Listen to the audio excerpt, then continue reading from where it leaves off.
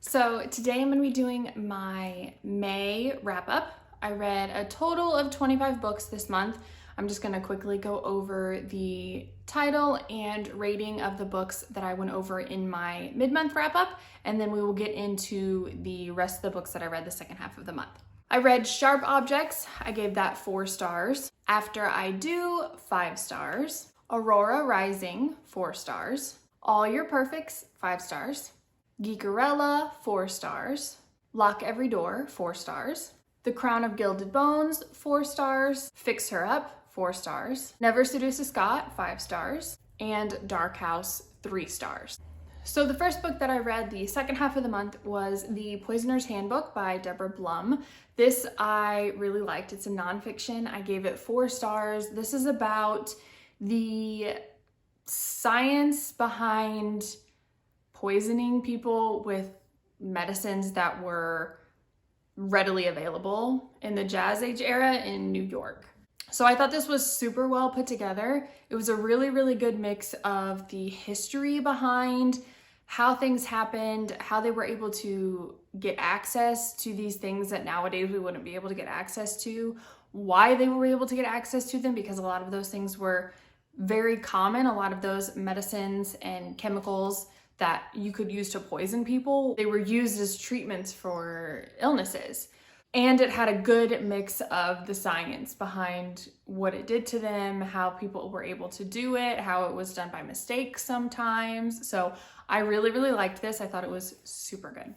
Next, I read After Age Eve Brown by Talia Hibbert. This I gave 5 stars. This is an adult contemporary romance. This is the 3rd book in the Brown Sisters series. And this was definitely my favorite of the 3. I really, really enjoyed this one. This is a grumpy sunshine book. The hero is super grumpy and not the nicest to the heroine in the beginning, and she is super happy and just a good, vibrant energy wherever she goes. And it's enemies to lovers, and there is a little bit of autism representation in this book. I really, really enjoyed it. It's about Eve, obviously, who goes and ends up getting a job at this little bed and breakfast where the hero works. He owns it. And that's how they kind of meet each other, and you follow along on her journey trying to figure out what she wants to do with her life, with her career, things like that, and obviously their relationship. So I really, really liked this book, and I definitely recommend the whole series, but this one was definitely my favorite. Next, I read Corrupt by Penelope Douglas. This is a new adult dark romance. I gave this 5 stars. I really liked it. So if I haven't talked about it before, I really tend to like dark romance. The more taboo, the better. So I really liked this. It does have a lot of trigger warnings. So if you are someone who needs those trigger warnings, then definitely look them up. I wouldn't go into this blind if you have any sort of hesitation. It is boyfriend's brother romance, kind of, and it's got a lot of suspense in it. It's kind of a revenge plot. So there's kind of a lot going on, and it's a little bit difficult to describe, but the hero is wanting revenge for something he thinks the heroine has done in the past. And the whole book is them plotting to get their revenge, pretty much. And you do go back and forth between present time and the past when the things were happening. So I really, really enjoyed it. I will be continuing on with the series. This is the first book in the Devil's Night series. I will be continuing on with that this month, I think. So we will see. I'm excited to continue on with the series because I actually liked some of the heroes' friends in their friend group. I kind of am more interested in seeing their romance than I was his. So I'm really excited to continue on with the series. Next, I read The Lost Apothecary. This is by Sarah Penner. I gave this 3 stars. It's a historical fiction. This missed the mark for me.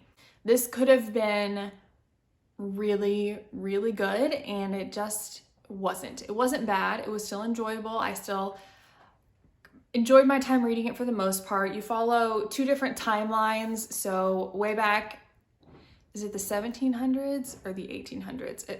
A while ago, and present day. And you're following in the past this apothecary who would create these medicines, potions essentially, to give to women to kill their significant other, the men that they were with that were abusing them. And she was very strict on it. She would not give any potions or anything, poisons, to women who wanted to hurt other women. It was only supposed to be like kind of like a refuge for women to go to seek help to get out of the current situation that they're in. And then in the present timeline, you're following this woman who finds this bottle that she thinks is from an old apothecary, and for some reason she just feels this urge, this need to find the place of the old apothecary. And so you follow her trying to solve this mystery. And that's kind of where it got me, is there was not really much of a mystery, and the little bit of mystery that there wasn't solved. Like at the end, I was kind of like, really? So all the reviews that I've kind of seen on it have kind of been the same, like 3-ish stars, mediocre type book. It had so much potential. If it's something that you think you would like, or if the premise sounds interesting, still read it. It wasn't a bad book, and you're not gonna hate your time reading it, but it just could have been so much more. Next, I read Accidentally Compromising the Duke by Stacy Reed. This is a historical romance. I gave this 4 stars. I liked it while I read it, but it was very forgettable. Like, I know what happened, essentially. Like, this woman is arranged to be married to this man that she doesn't want to be married to. So she intends to sneak into the room of the man that she does want to be married to and become compromised in that situation, so that she then is forced to marry the man she wants to be married to. However, she ends up going into the wrong room and gets compromised in the room with the man who is considered to be the Mad Duke. And you follow along with her story with the Mad Duke. It was not a bad book. Like I said, I enjoyed my time reading it. But it's pretty forgettable. It's not one that is like sticking out to me. Would I recommend you read it if it sounds interesting? Yes, because I liked my time reading it. But is it one for me that I'm gonna remember years down the line? No. So next I read Siege and Storm by Leigh Bardugo. This is a YA fantasy. I gave this 3 stars. This really dragged for me. The ending was pretty good, but the whole time leading up to the ending just took me so long to read. Like, I just didn't want to read it. I wasn't interested. Alina is so annoying in Siege and Storm. I find her grating. And the relationships and even some of the other characters were just not likable in Siege and Storm, where they were likable in Shadow and Bone. So I'm not sure what the point of that aspect of Siege and Storm was. I understand the importance of Siege and Storm in the series because it's kind of like setting things up. I understand that, but I don't know why the characters had to be so unlikable, to me anyway, in Siege and Storm. I have started Ruin and Rising. I'm about 25% of the way into Ruin and Rising, and I am liking it better than Siege and Storm, but I did not want to start it because I disliked my time reading Siege and Storm that much. So, but it's panning out to be a little bit better, so cross my fingers. Next, I read The King by J.R. Ward. This is a fantasy romance, and I gave this 5 stars.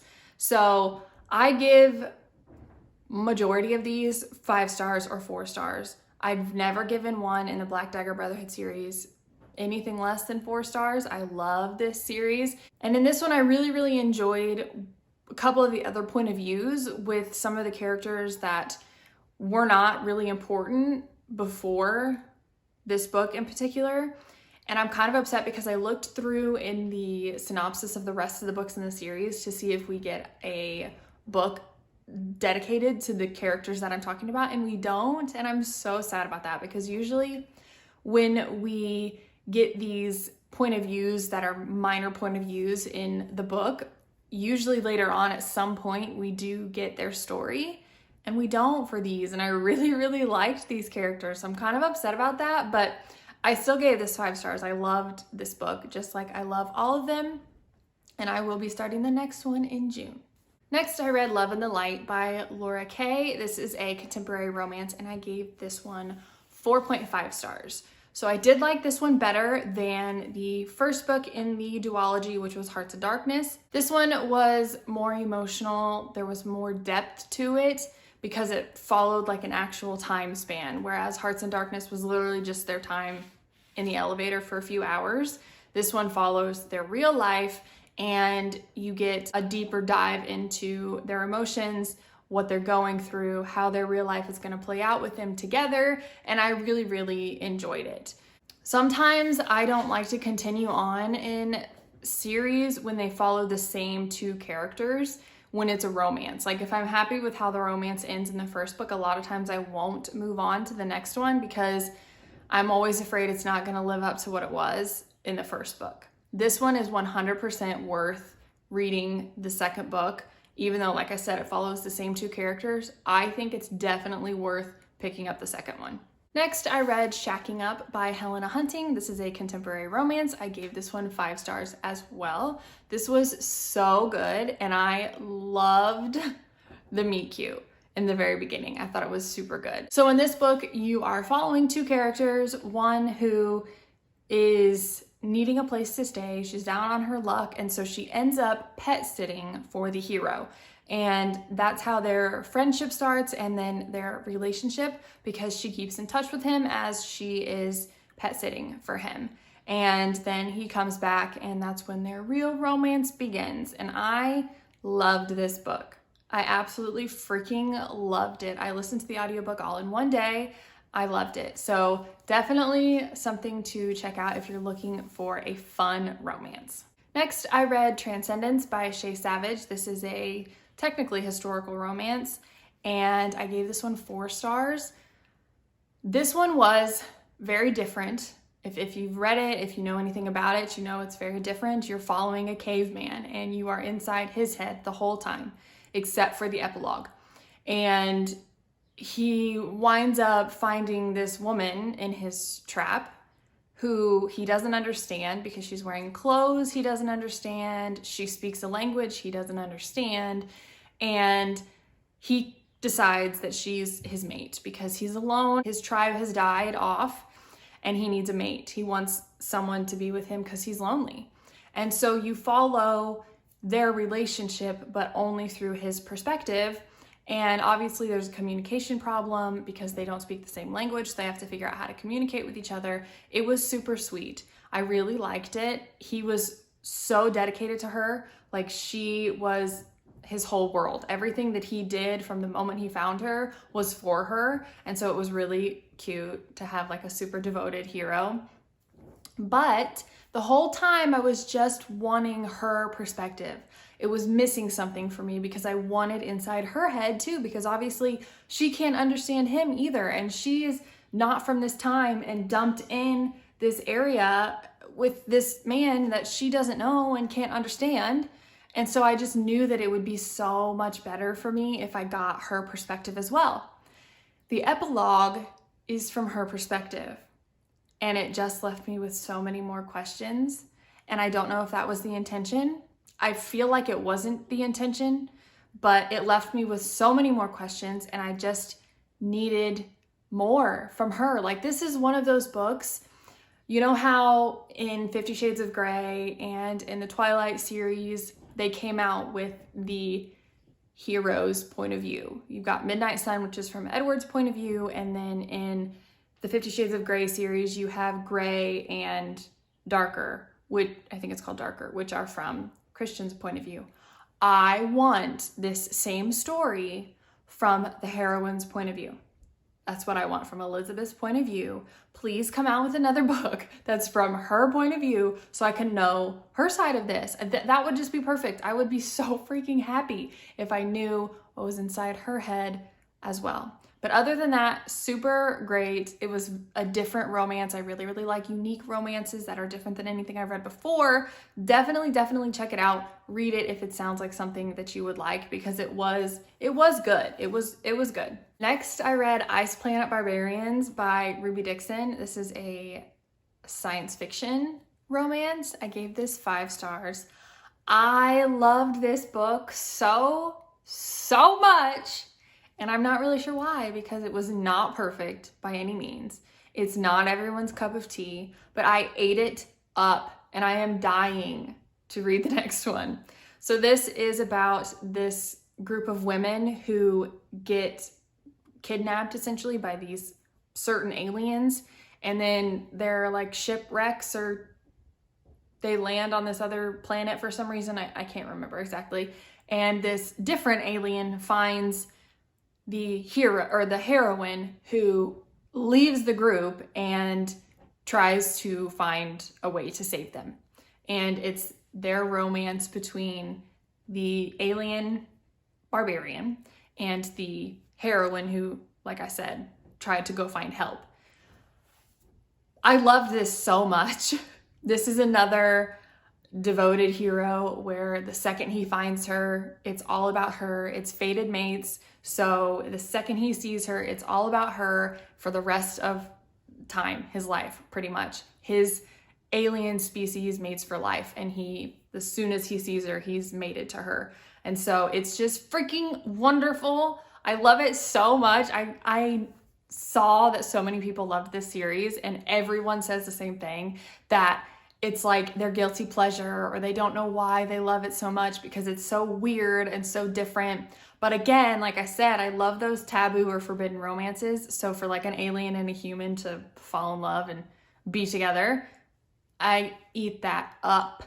So I loved this book so much. Next, I read These Witches Don't Burn by Isabel Sterling. This is a YA fantasy, and I gave this 4 stars.